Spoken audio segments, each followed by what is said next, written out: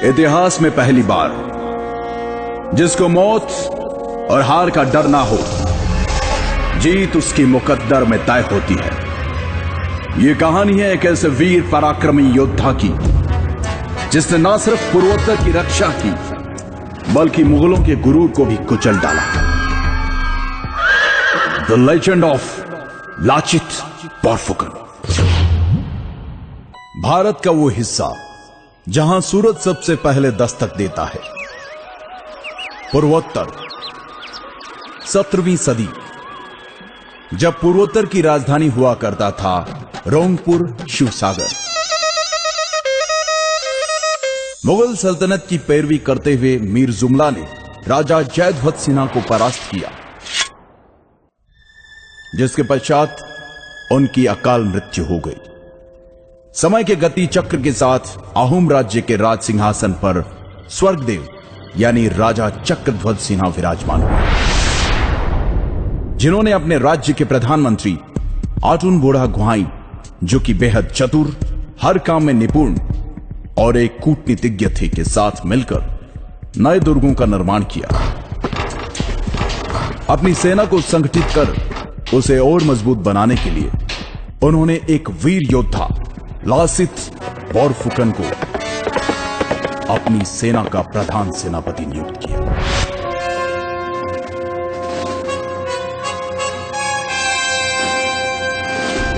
जो कि ऊपरी असम के पहले बोरबरुआ मोमाई तामुली बोरबरुआ के बेटे थे। लासित हर तरह के युद्ध कौशल में सामर्थ्य रखते थे। सेनापति नियुक्त करते वक्त राजा चक्रध्वज सिन्हा ने लासित को एक सोने से निर्मित हैंगडांग यानी तलवार उपहार स्वरूप दी। चक्रध्वज सिन्हा ने धीरे धीरे आसपास के सभी राज्यों से मित्रता के संबंध बनाने शुरू कर दिए और मुगलों के साथ की गई संधियों को तोड़ना शुरू कर दिया। यह सुनकर मुगलों के फौजदार फिरोज खान ने इस विषय को गंभीरता से लेते हुए राजा चक्रध्वज सिन्हा पर दबाव बनाना शुरू किया और चेतावनी दी कि अगर तुमने हमारे साथ की गई संधियों को ठुकराने की कोशिश की तो इसका परिणाम बहुत ही भयानक होगा।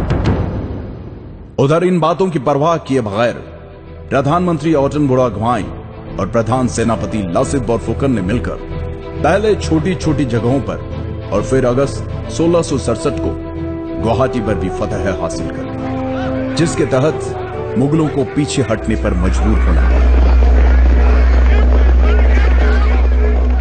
और तब राजा चक्रध्वज सिन्हा ने कहा था, अब मैं सुकून से 2 मुट्ठी चावल खा पाऊंगा। वहीं दिल्ली में बैठे मुगल सल्तनत के बादशाह औरंगजेब को जब इस बात का पता चला तो वो बौखला गया और 19 दिसंबर 1667 को एक विशाल सेना जिसमें 5000 बंदूकधारी, 1000 से अधिक तोपें, नावों का एक बड़ा बेड़ा, 30,000 पैदल सैनिक, 15,000 तीरंदाज और 18,000 तुर्की घुड़सवार शामिल थे, जिसकी कमान उसने राम सिंह के हाथ में देकर कहा, जाओ और जो भी हमारे सामने सर उठाने का साहस करे उसे कुचल डालो। फरवरी 1669 को राम सिंह रंगामाटी आ गया और अपनी विशाल सेना के साथ उसने फिर से गुवाहाटी पर कब्जा कर लिया। तब लाचित ने कहा था कि यह बड़े ही दुख की बात है कि मेरे प्रधान सेनापति रहते हुए मेरा देश भयंकर समस्या से जूझ रहा है। मैं अपने राजा और प्रजा को कैसे इस संकट से मुक्त करूं? कैसे मैं अपने पूर्वजों के मान और सम्मान की रक्षा करूं? उसी दौरान राम सिंह ने एक चाल के तहत बाण के जरिए राजा चक्रध्वज सिन्हा को एक पत्र में लिखा कि लाचित ने हमसे गुवाहाटी खाली करने की एवज में 1 लाख रुपए लिए। एक बार तो राजा को लाचित की ईमानदारी पर शक हुआ, लेकिन प्रधानमंत्री आटुन बोड़ा गुहाई ने समझाया कि लाचित देशभक्त है और यह उनके खिलाफ एक षड्यंत्र मात्र है। लाचित के देशभक्ति की मिसाल इस बात से भी लगाई जा सकती है कि मुगलों पर नजर रखने एवं युद्ध नीति के तहत लाचित ने गुवाहाटी के नजदीक दुर्ग बनाने के काम की जिम्मेदारी अपने मामा को दी थी और कहा कि कल भोर होने से पहले यह दुर्ग तैयार हो जाना चाहिए। मामा ने कहा, आप निश्चिंत होकर आराम करें, सुबह तक काम हो जाएगा। आधी रात को लाचित की बेचैनी बढ़ गई। उनसे रहा नहीं गया और वो दुर्ग का काम देखने चले आए। उन्होंने वहां जाकर देखा तो सारे मजदूर और मामा सो रहे थे। ये देखकर लासित की आंखों में खून उतर आया और उन्होंने गुस्से से मामा को उठाकर कहा, मामा, मैंने आपको कहा था कि काम रात भर में हो जाना चाहिए। दुश्मन हमारी मां की छाती पे खड़ा है, लेकिन बावजूद इसके आप आराम की नींद सो रहे थे। यह देखकर मामा लड़खड़ाते हुए बोला, माफी चाहूंगा, काम करते करते कब नींद लग गई मुझे पता ही नहीं चला। मैं अभी मजदूरों से कहकर काम शुरू करवा देता हूं। परंतु लाचित के सब्र का बांध टूट चुका था। गद्दार, मुल्क से बढ़कर मेरा मामा नहीं हो सकता, कहते हुए मामा की गर्दन धड़ से अलग कर दी और रातों रात उस दुर्ग का निर्माण करवाया, जिसके कारण मजबूर होकर मुगल सेना को जल युद्ध के लिए तैयार होना पड़ा, जिसमें कि मुगल सैनिक बहुत कमजोर थे। इधर बहुत तेज बुखार से जूझ रहे लाचित को अर्जुन घोड़ा गुहाई ने कहा कि तुम्हारी तबीयत बहुत खराब है, इस हालत में तुम युद्ध पर नहीं जा सकते। फिर भी लासित युद्ध के लिए गए और शुरू हुआ सराय घाट का ऐतिहासिक युद्ध, द बैटल ऑफ सराय घाट। लेकिन क्योंकि लाचित के पास सेना बहुत कम थी, इसलिए लाचित की सेना हारने लगी, युद्ध छोड़कर पीछे हटने लगी।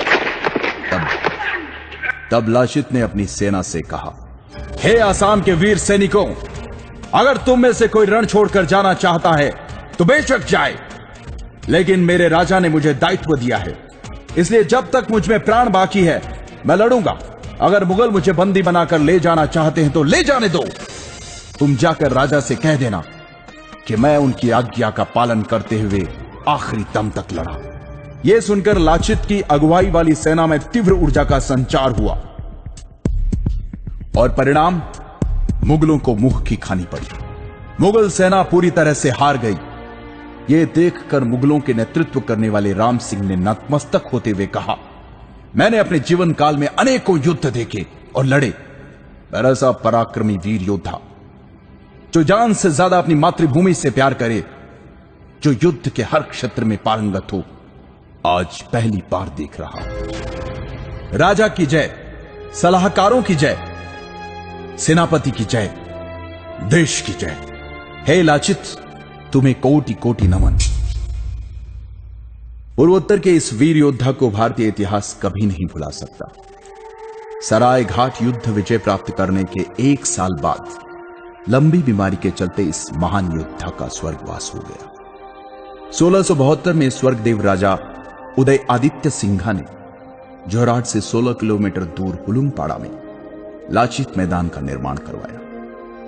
लाचित बोरफुकन की वीरता और सराय घाट की लड़ाई में असमिया सेना की जीत के उपलक्ष्य में हर साल 24 नवंबर को असम राज्य में लाचित दिवस मनाया जाता है। राष्ट्रीय रक्षा अकादमी के सबसे अच्छे कैडेट को लाचित बोरफुकन स्वर्ण पदक से सम्मानित किया जाता है। वतन के लिए अपने प्राणों की परवाह न करने और असम के इतिहास के निर्माण की नींव कहलाए जाने वाले ऐसे महान योद्धा को शत शत प्रणाम।